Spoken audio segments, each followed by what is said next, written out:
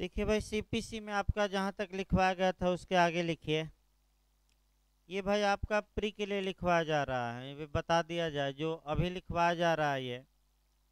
देखिए सीपीसी में आपका 51 या 50 तक लिखवाया गया था, 51 तक। नहीं नहीं, लिखवाया गया था भाई, इधर तक आप भले ना आई हो आपका। हाँ चलिए ठीक है, आगे लिखिए भाई आपका। लिखिए धारा 56 56 इस बार आपका ये पूछी गई थी आपका, यहाँ भी ये एमपी में पूछा गया था। लिखिए धारा 56, हेडिंग डालिए सीपीसी की धारा 56। धन की डिक्री के निष्पादन में,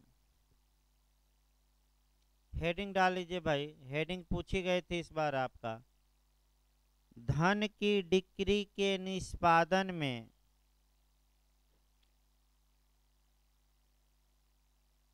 इस स्त्रियों की गिरफ्तारी या निरोध का निषेध, स्त्रियों की गिरफ्तारी या निरोध का निषेध, माने निरोध माने जेल में नहीं भेजा जाएगा, निरोध का निषेध माने प्रतिबंध, प्रतिबंध मतलब रोका गया है। लिखिए पैराग्राफ चेंज करके। यदि कोई डिक्री, पैराग्राफ चेंज करके लिखिए एक लाइन। यदि कोई डिक्री किसी स्त्री के विरुद्ध पारित की गई हो, यदि कोई डिक्री किसी स्त्री के विरुद्ध पारित की गई हो और वह धन से संबंधित हो, तो वह धन से संबंधित हो, तब उस डिक्री को लागू कराने में, तब उस डिक्री को लागू कराने में यानी कि एग्जीक्यूट कराने में, प्रवर्तित कराने में, लागू कराने में उस स्त्री को न तो गिरफ्तार किया जाएगा और न ही सिविल कारागार भेजा जाएगा। थोड़ा आसान भाषा में लिखवाया जा रहा है। न तो गिरफ्तार किया जाएगा और न ही सिविल कारागार में भेजा जाएगा।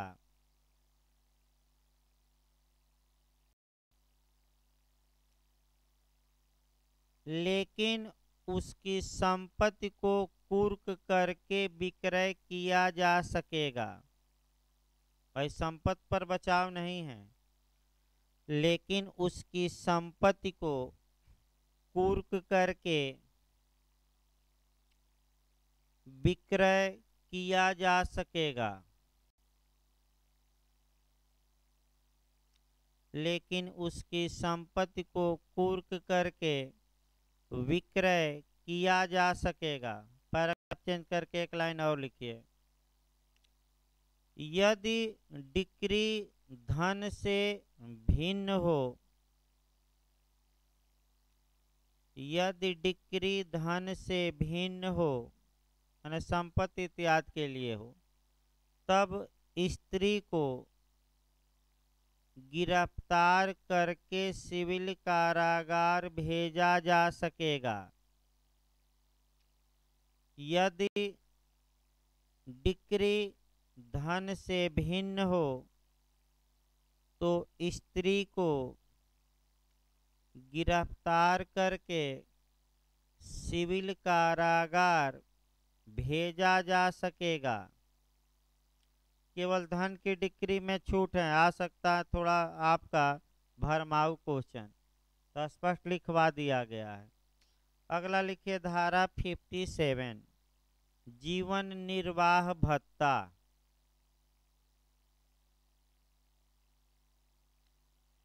जीवन निर्वाह भत्ता।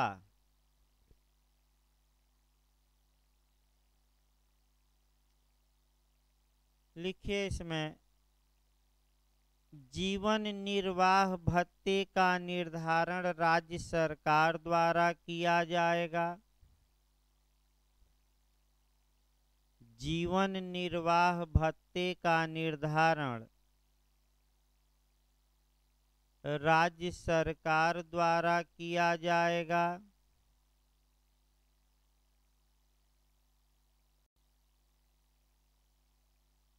यह डिक्रीदार से वसूला जाएगा।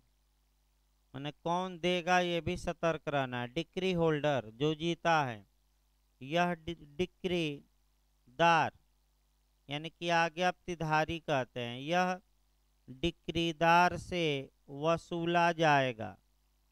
अगला लिखिए 58। यहाँ से आपका क्वेश्चन फिर बनता है 58।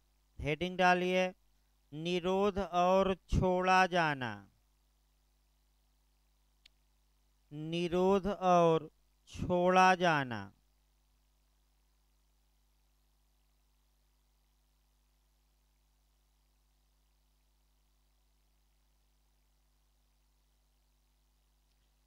लिखिए, यदि डिक्री 2000 रुपये या उससे कम की हो,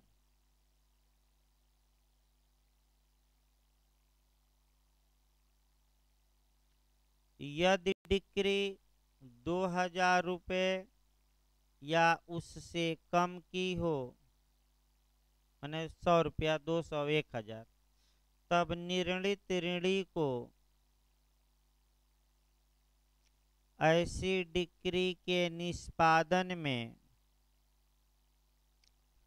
गिरफ्तार तब निर्णित ऋणी को माने हारने वाले को ऐसी डिक्री के निष्पादन में न तो गिरफ्तार किया जाएगा, न तो गिरफ्तार किया जाएगा और न ही सिविल कारागार भेजा जाएगा, और न ही सिविल कारागार भेजा जाएगा।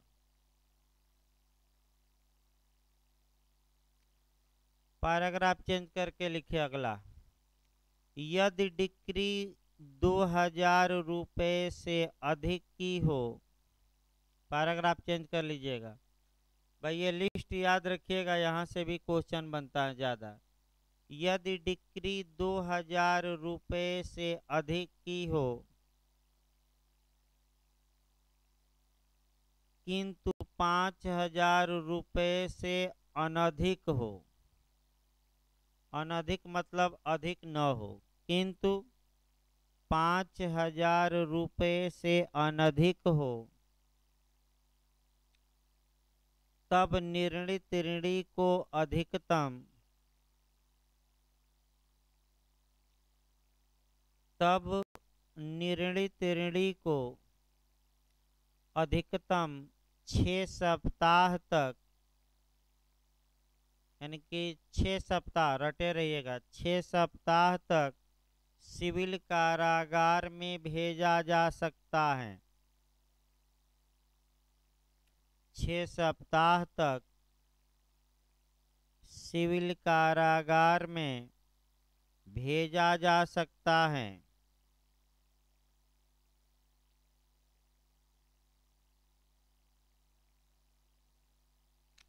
तीसरा पैराग्राफ चेंज करके लिखिए अगला नियम, यदि डिक्री की रकम 5000 रुपये से अधिक हो, यदि डिक्री की रकम 5000 रुपये से अधिक हो, तब निर्णित ऋणी को अधिकतम तब निर्णित ऋणी को अधिकतम 3 मास तक के लिए 3 मास तक के लिए कारागार में भेजा जा सकेगा।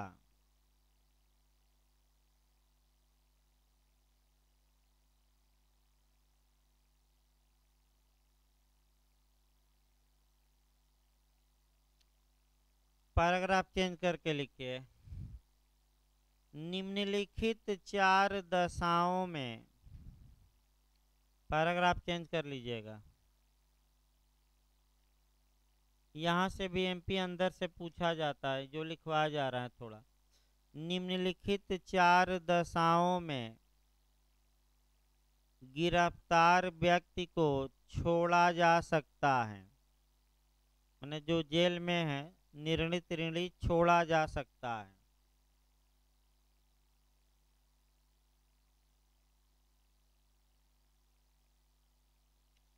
फर्स्ट लिखिए। फर्स्ट, यदि ऐसा व्यक्ति सिविल कारागार के भारसाधक अधिकारी को वह धन संदाय कर दे। फर्स्ट में लिखिएगा। फर्स्ट में यदि ऐसा व्यक्ति, माने जो गिरफ्तार करके जेल गया है, यदि ऐसा व्यक्ति सिविल कारागार के भारसाधक अधिकारी को सिविल कारागार के भारसाधक अधिकारी को वह रकम संदाय कर दे। संदाय कर दे माने दे दे।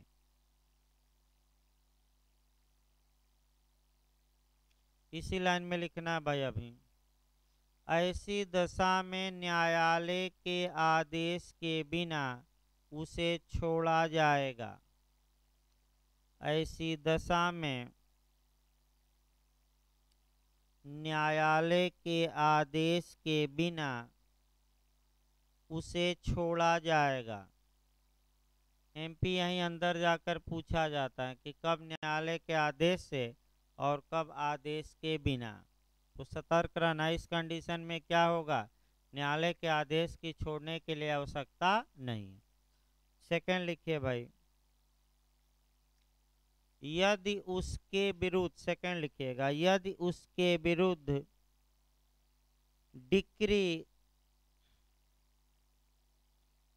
डिक्री अन्यथा पूर्ण रूप से तुष्ट हो गई हो।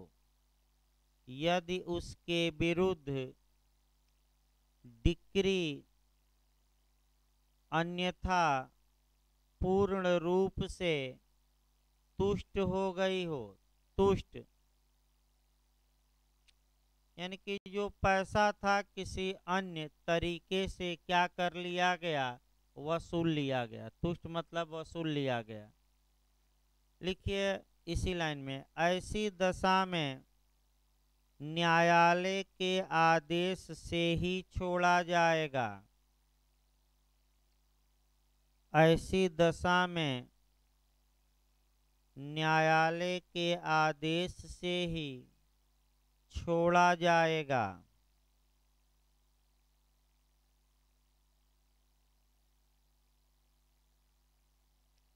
तीसरा लिखिए, डिक्रीदार द्वारा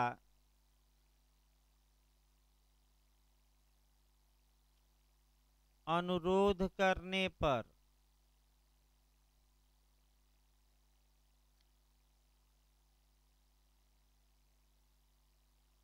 डिक्रीदार द्वारा अनुरोध करने पर, इस लाइन में लिखिएगा, लेकिन न्यायालय के आदेश से ही छोड़ा जाएगा।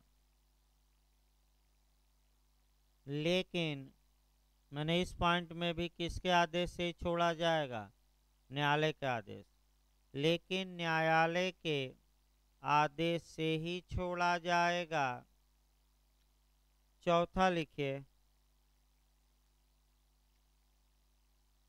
जीवन निर्वाह भत्ता देने में असफल होने पर जीवन निर्वाह भत्ता भी 57 में लिखवा भी गया था।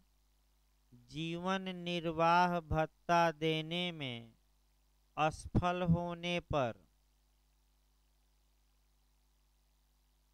लिखिए ऐसी दशा में न्यायालय के आदेश के बिना, इसी लाइन में लिखिएगा, ऐसी दशा में न्यायालय के आदेश के बिना छोड़ा जाएगा, माने आदेश की आवश्यकता नहीं है। भाई अंदर से पूछा जाता है दो कंडीशन में न्यायालय के आदेश से, दूसरा और तीसरा, और पहला और चौथा में कैसे, न्यायालय के आदेश के बिना। ये सतर्क होकर याद करना है। अगला लिखिए, पैराग्राफ चेंज करके लिखिए, इस धारा के तहत छोड़ा गया निर्णीत ऋणी, पैराग्राफ चेंज कर लीजिए, इस धारा के तहत छोड़ा गया निर्णीत ऋणी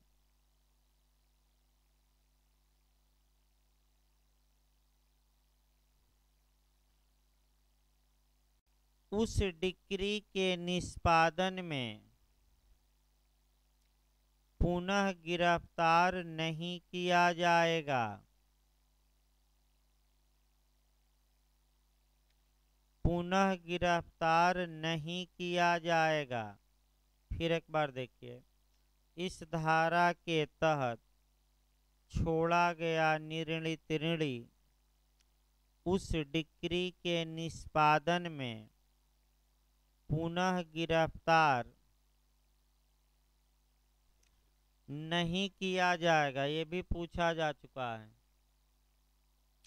ने फिर से उसे एक बार जब छोड़ गया तो गिरफ्तार नहीं होगा।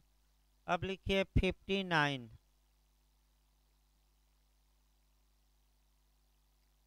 लिखिए धारा 59,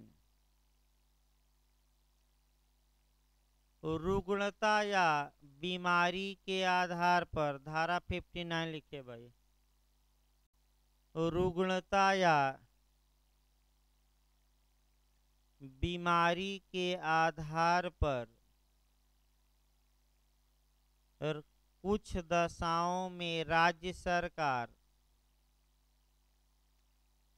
कुछ दशाओं में राज्य सरकार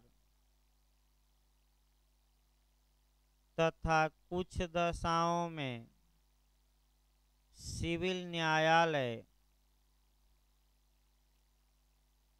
कुछ दशाओं में राज्य सरकार तथा कुछ दशाओं में सिविल न्यायालय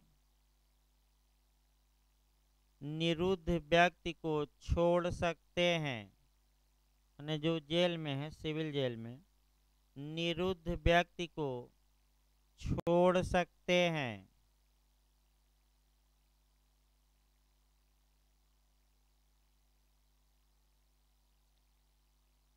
लेकिन यहाँ भी पूछा गया, लेकिन इस धारा के तहत छोड़ा गया व्यक्ति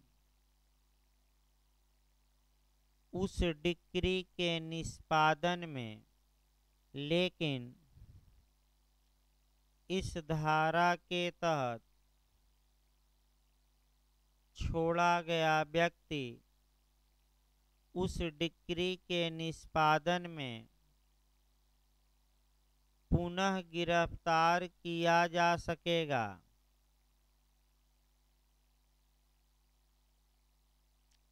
पुनः गिरफ्तार किया जा सकेगा।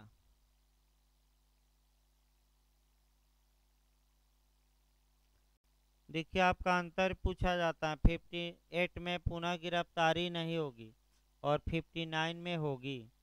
अगला लिखिए धारा 60, हेडिंग डालिए भाई, यहाँ से भी एक क्वेश्चन बनता है ज्यादा। धारा 60, वह संपत्ति जो डिक्री के निष्पादन में, वह संपत्ति जो डिक्री के निष्पादन में कुर्क और विक्रय की जा सकेगी वह संपत्ति जो डिक्री के निष्पादन में कुर्क और विक्रय की जा सकेगी।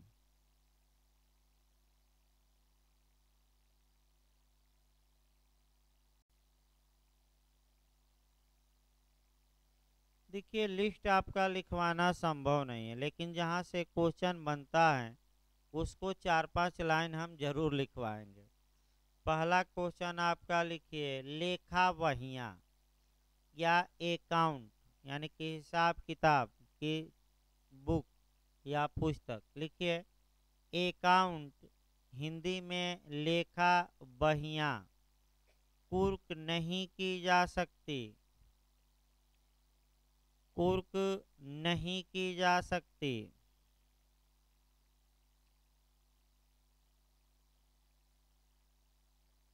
दूसरा जो आपका बनता है ट्रैक्टर। लिखिए भाई ट्रैक्टर कुर्क किया जा सकता है, ट्रैक्टर कुर्क किया जा सकता है क्योंकि वह कृषि औजार में शामिल नहीं है। ट्रैक्टर कुर्क किया जा सकता है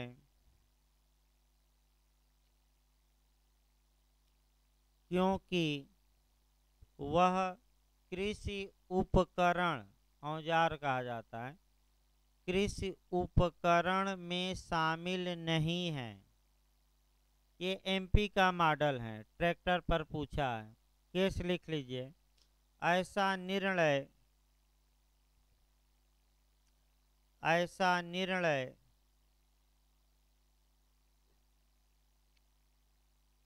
सालिक राम बनाम शिव प्रताप के वाद में सालिक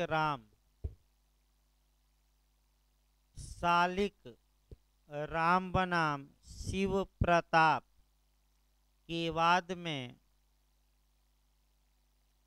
दिया गया।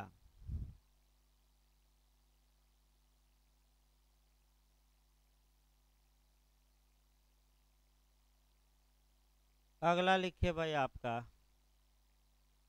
भरण पोषण की डिक्री में, ये ज्यादा पूछा जाता है, अंडरलाइन कर लीजिए, दोनों एंगल से हम लिखवाएंगे। भरण पोषण की डिक्री के निष्पादन में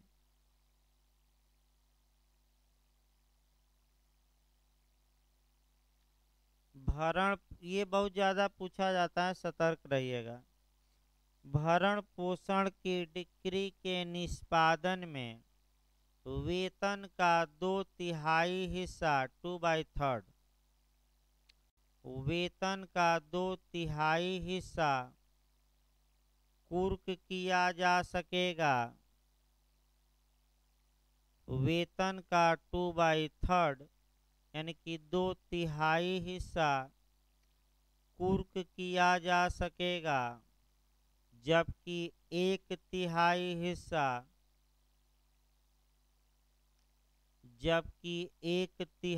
हिस्सा, माने 1/3 कुर्क नहीं किया जाएगा।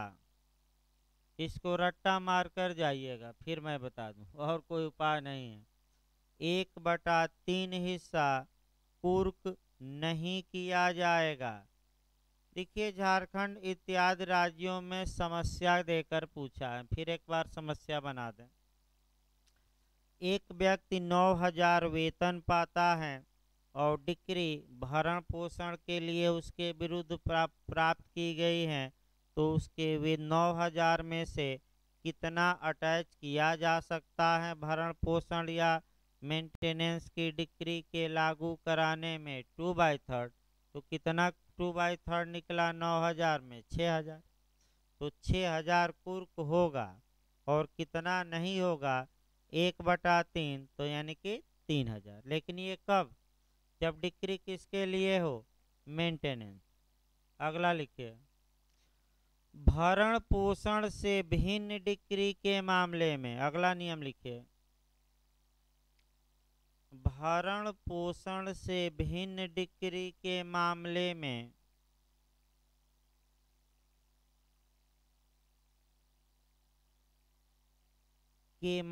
में वेतन का प्रथम 1000 वेतन का प्रथम 1000 वेतन का प्रथम 1000 तथा शेष का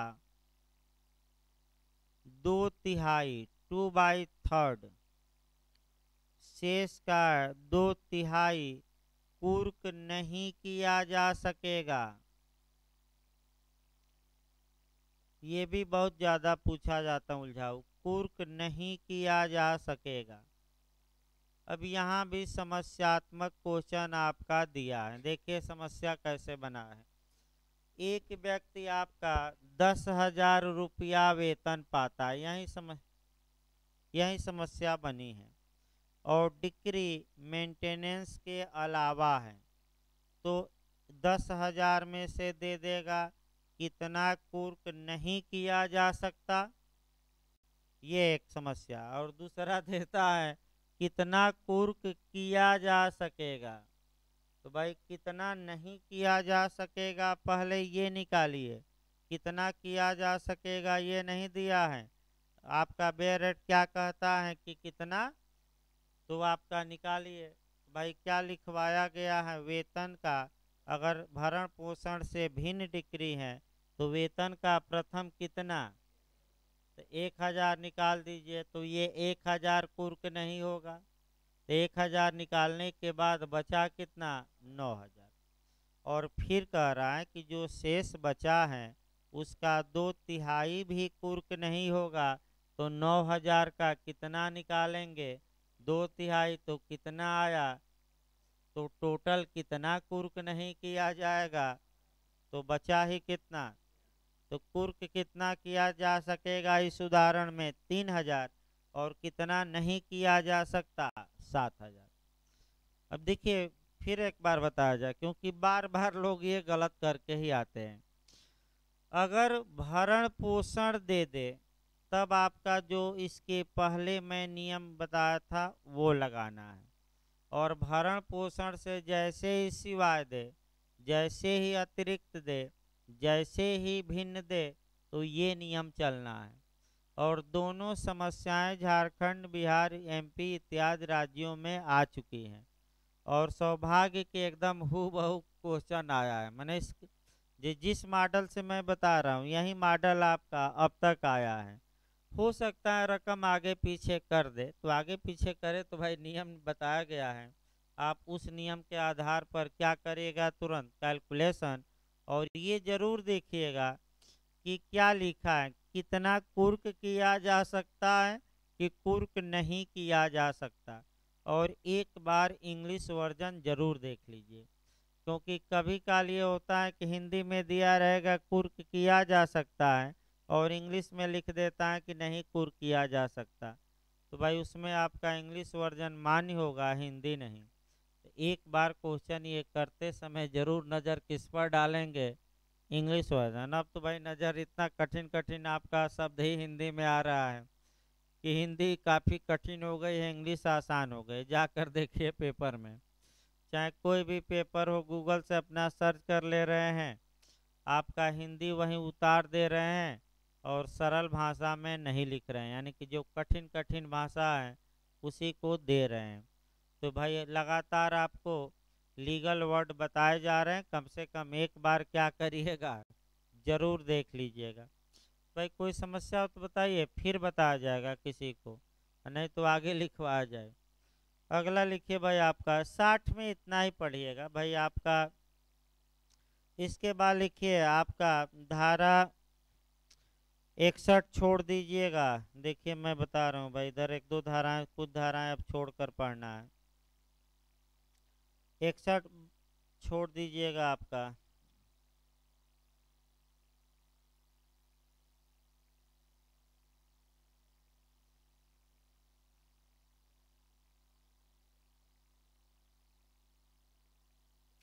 62 लिखिए भाई 62। निवास गृह में संपत्ति का अभिग्रहण। निवास गृह में संपत्ति का अभिग्रहण। तो भाई बताया गया था कि रात में प्रवेश नहीं किया जाएगा, तो लिखवाना नहीं, बस एक लाइन जानना है। लिखिए भाई निवास गृह में संपत्ति का अभिग्रहण कैसे होगा, ये बताया गया है। अगला लिखिए धारा 63। लिखिए कई न्यायालयों की डिक्रियों के निष्पादन में कई न्यायालयों की डिक्रियों के निष्पादन में कुर्क की गई संपत्ति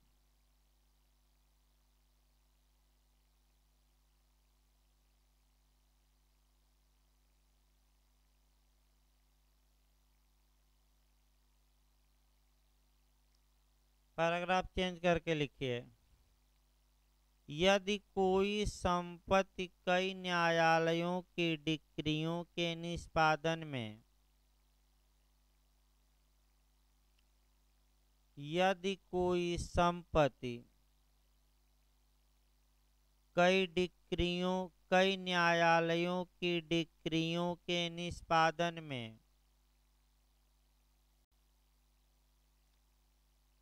कुर्क कर ली गई हो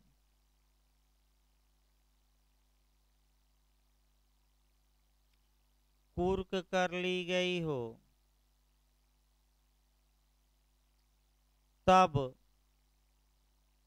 तब उस कुर्की के बारे में आक्षेप तब उस कुर्की के बारे में आक्षेप का निर्धारण वह न्यायालय करेगा।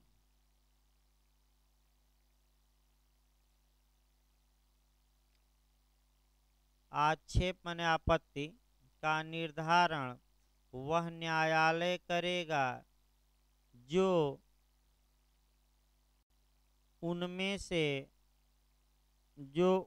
से ऊंची श्रेणी का हो, माने हायर हो, जो उनमें से ऊंची श्रेणी ऊपर का न्यायालय हो, हायर कोर्ट हो। प्री में ये पूछा जाता है। लिखिए लेकिन यदि सभी न्यायालय समान श्रेणी के हैं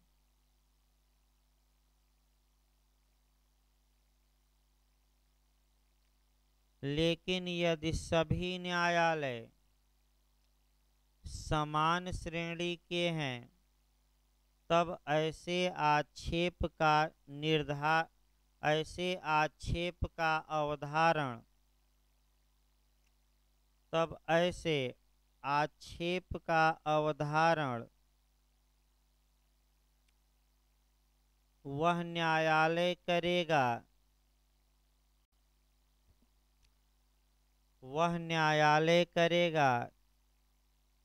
जिसकी डिक्री के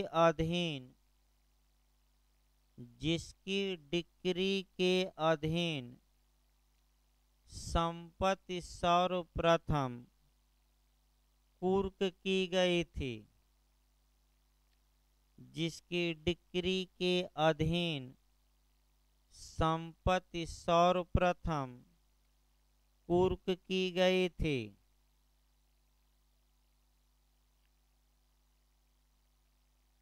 लिखिए धारा 64 धारा 64।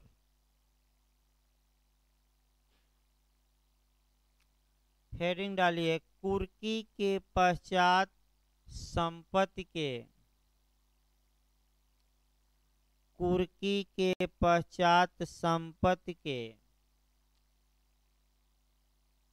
प्राइवेट अन्य संक्रामण प्राइवेट अन्य संक्रामण, कोष्ठ में लिख लीजिएगा। अन्य संक्रामण मतलब हुआ दूसरे को अंतरण। अन्य संक्रामण न आए तो कोष्ठ में लिख लेना है दूसरे को अंतरण,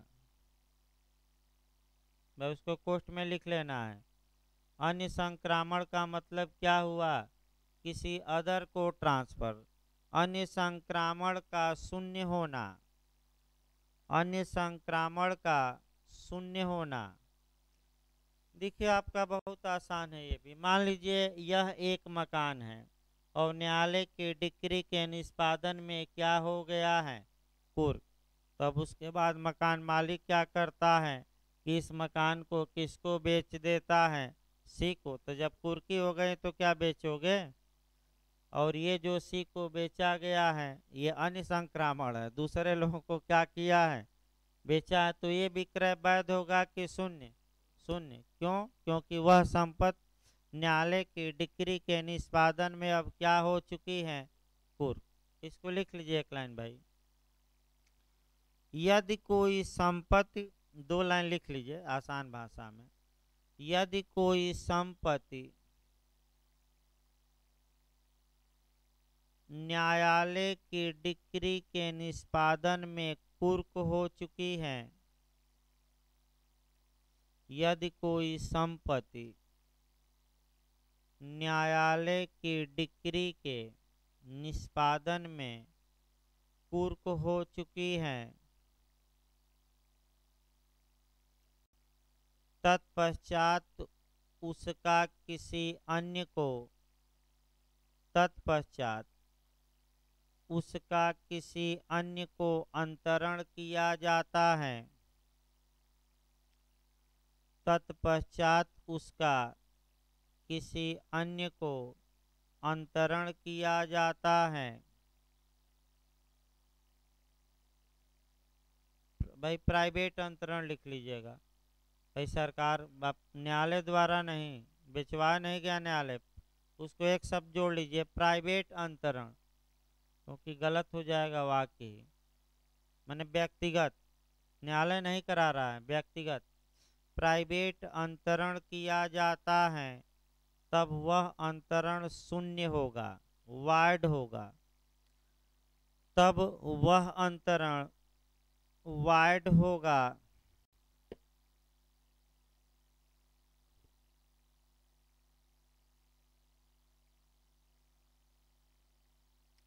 धारा 65 लिखिए भाई। क्रेता का हक, क्रेता का हक यानी कि टाइटिल,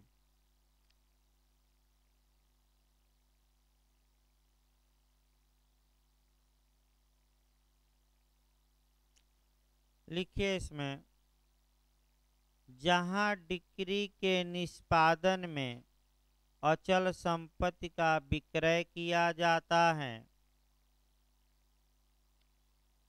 जहां डिक्री के निष्पादन में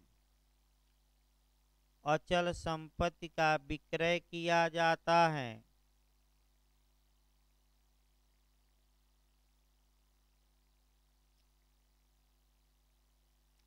और ऐसा विक्रय आत्यांतिक हो गया है, और ऐसा विक्रय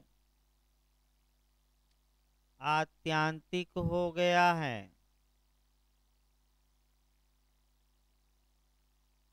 तब क्रेता को, तब क्रेता को विक्रय की तारीख से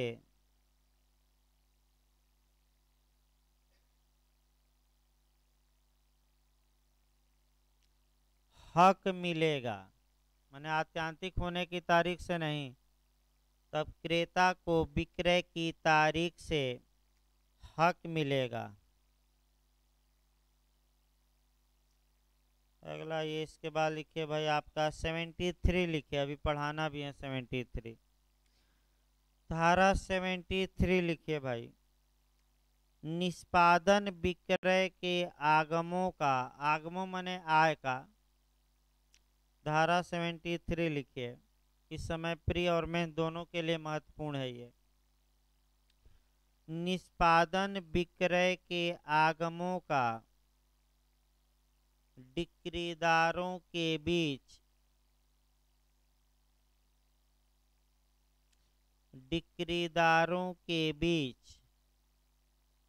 आनुपातिक रूप से वितरित किया जाना, आनुपातिक रूप से वितरित किया जाना।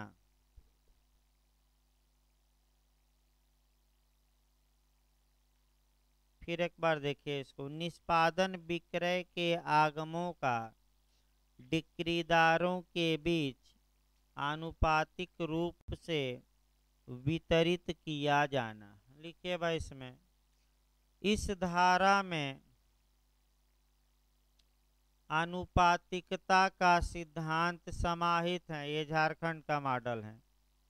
इस धारा में आनुपातिकता का सिद्धांत समाहित है।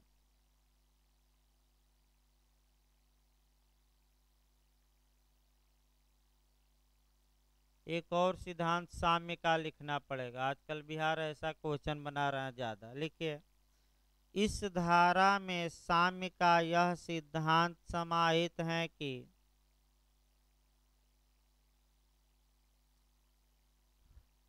इस धारा में साम्य का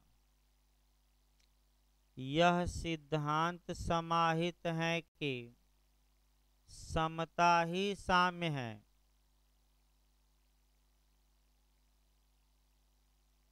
इक्विलिटी इज इक्विटी, समता ही साम्य है।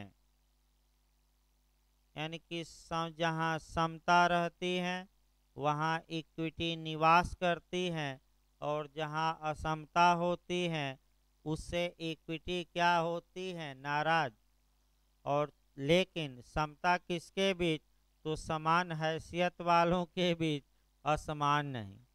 ये साम्य का सिद्धांत है और इसको लिखते समय आर्टिकल 14 लिखा जाता है। फिर आपका सीपीसी की धारा 73 लिखी जाती है। टीपीए की धारा 82 में अभिदाय का सिद्धांत है लिखा जाता है। फिर टाट में आप आज मेरी वेदर बनाम निक्सन के केस के विपरीत जो कानून बना कि आपका संयुक्त अपकृतकर्ताओं के बीच अंशदान नहीं होगा, ये मेरी वेदर बनाम निक्सन में आया था टाट में। फिर उसके विपरीत 1935 में कानून बना कि होगा, तो भी समता ही क्या है, साम्य। यानी कि कई एंगल से उसको इक्विटी पढ़ाया जाएगा आगे भाई। आपका यूपी में भी है, आपका बिहार में, तो इक्विटी चलेगा एक एक करके आपका। अगला लिखिए भाई, आपका धारा 74, धारा 74 लिखिए, निष्पादन का प्रतिरोध। हेडिंग डाल लीजिए, निष्पादन का प्रतिरोध।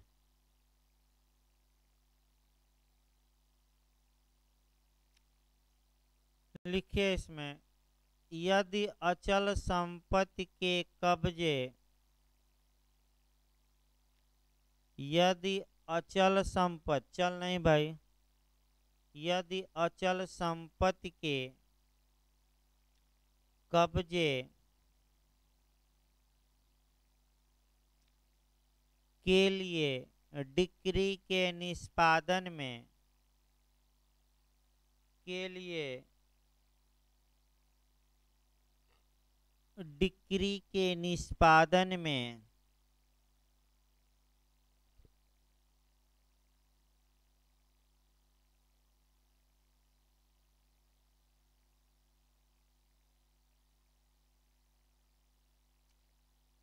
बाधा डाली जाती है,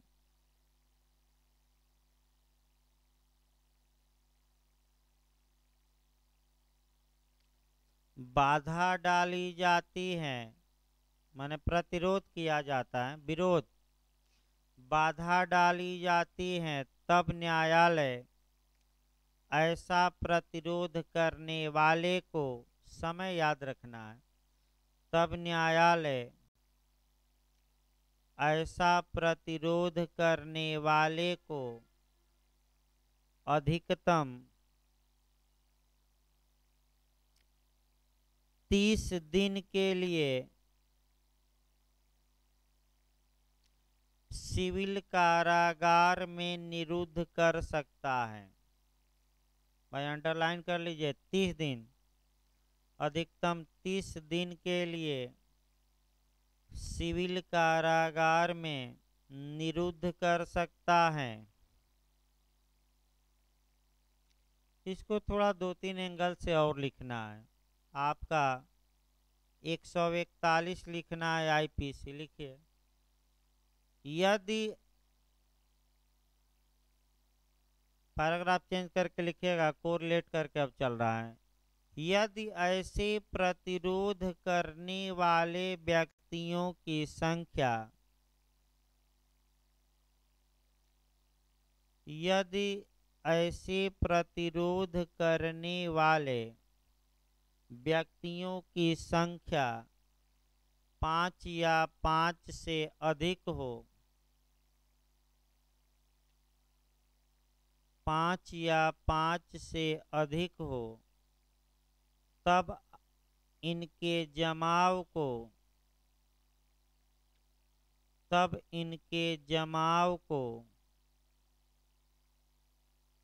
आईपीसी की धारा 141 के तहत, तब इनके जमाव को आईपीसी की धारा 141 के तहत विधि विरुद्ध जमाव माना जाएगा।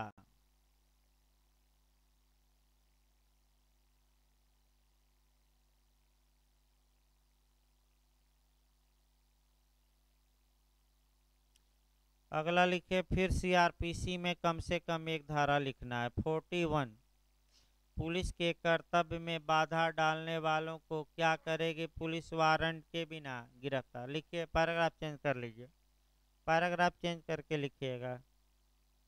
लिखिए,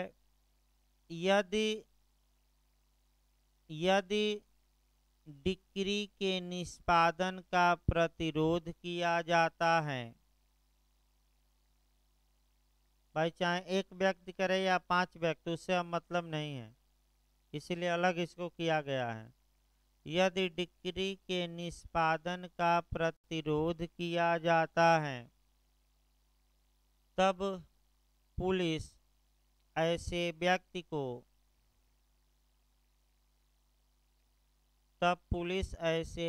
को सीआरपीसी की धारा 41 के तहत, सीआरपीसी की धारा 41 के तहत वारंट के बिना गिरफ्तार कर सकती है।